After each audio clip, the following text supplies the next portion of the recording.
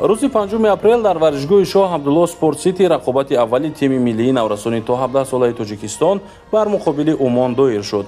бозии аввали марҳилаи гурӯҳӣ барои дастаи мо хеле муҳим буд ва бозингарони мо онро бо натиҷаи хуб ҷамъбаст карданд.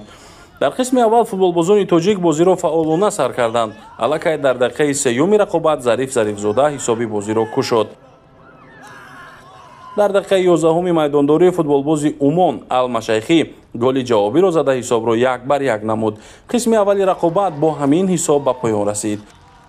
нимаи дуюми бозӣ ҳам мисли қисми аввал бо фаъолии наврасони тоҷик оғоз ёфт. аллакай дар дақиқаи 49 Назрулло Ашурализода голи навбатии дастаро ба дарвозаи Умон зада ҳисобро дигар кард. ин бор иродаи наврасони тоҷик қавӣ буд ва пешсафии худро то охири бозӣ аз даст надоданд. ҳатто дар идомаи рақобат Муҳаммад Назриев бозингари шумораи 7 мунтахаб метавонист ҳамчун муаллифи голи сеюми тими мунтахаби Тоҷикистон номнавис шавад.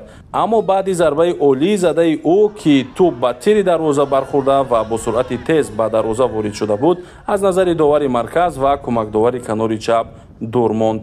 рақобат ахиран бо ҳисоби 2-1 ба фоидаи Тоҷикистон ба поён расид. наврасони то 17 солаи кишвар дар аввалин бозии худ шаҳди пирӯзиро чашида 3 имтиёзро соҳиб шуданд. ман барои ин гол задаги худ хеле хурсандам ки гол зада ва дастаи худро ба пирӯзӣ расондем ва мо кӯшиш мекунем ки бозии дигари низ ҳамин хел боз карда ғалаба. дар бораи рақибон чӣ? дар бораи Кореяи Шимолӣ ва Эрон? Корея ва Эрон хеле дастаи пурқувват аст. мо кӯшиш мекунем ки ба онҳо низ ғалаба кунем.